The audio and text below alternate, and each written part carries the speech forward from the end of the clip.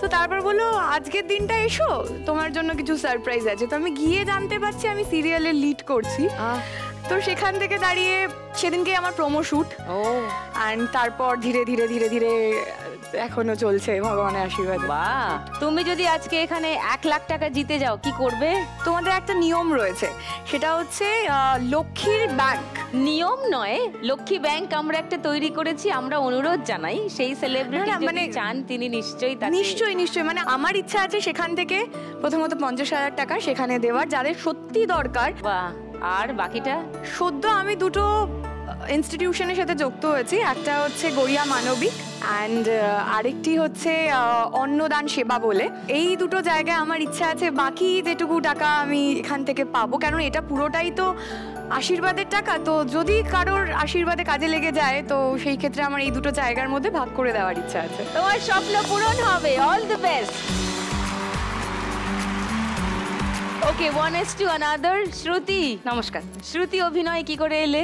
আমার বাড়ি কাটোয়া, আমার ওখানেই বেড়ে ওঠা। তো আমাদের ওখানে একটা নাট্যদল আছে অনুভব নাট্যগোষ্ঠীর যিনি কর্ণধার কৌশিক মুখার্জি, উনি একদিন হঠাৎ আমার বাড়িতে চলে আসেন।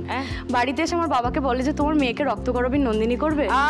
প্রথম আমার মা রান্নাঘরে ছিলেন, চা করছিলেন, বললো আমার মেয়ে সব পারবে না। তো আমার বাবা বলল তুই পারবি, চল তুই পারবি।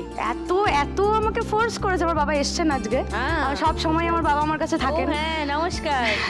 মেয়ের জন্য গর্ব হয়? হ্যাঁ, গর্ব তো হয়ই। মানে আমিও ভাবতে পারিনি কোনদিন ও এই প্ল্যাটফর্মে আসবে কোনোদিন।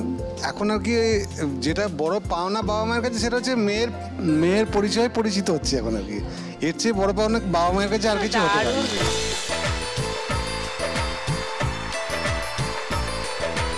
সেখান থেকে হঠাৎ করে জীবন অন্যদিকে নিয়ে এলো।